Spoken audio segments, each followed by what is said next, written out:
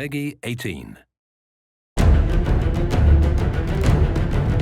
BioWare are known for creating these great RPGs that people really seem to connect with. What do you think is the secret?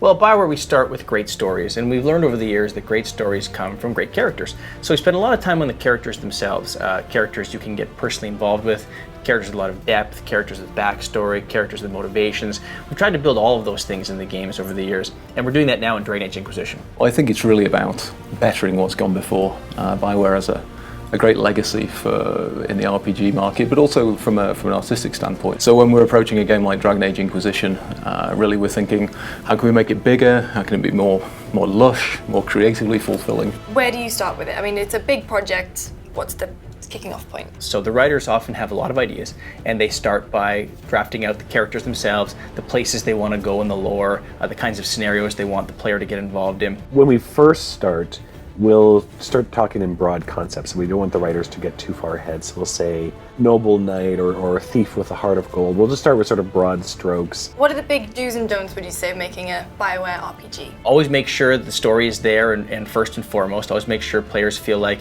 they're getting a big, epic story, something that you couldn't have in real life, something that feels like it's bigger than the player themselves. Do's and don'ts. Well, you do want to give the player a feeling that their choices matter. That we're not saying that you have to feel this way about whatever choice is being presented or whatever is happening in the world. You may not always have a choice of what to do about it, but you should have a choice about who you are.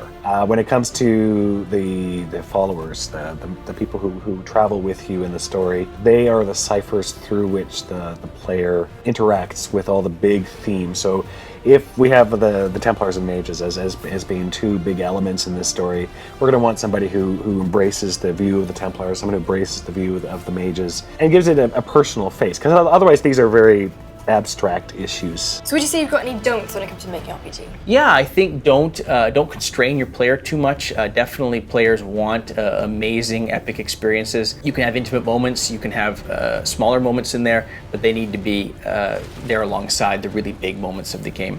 Other don'ts include, don't think you know what the player wants.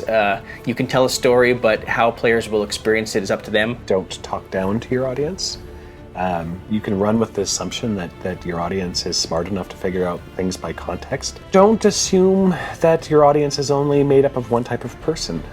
There's a lot of different people that play the game. We're lucky with Dragon Age because you've got that ability to go in there, mine some really cool things. You still want to have a great story, we still want to have a beautiful world you can immerse yourself in, but the way you go about achieving that is very different. Aaron, thank you very much. And make sure you look out for more videos from my trip to BioWare.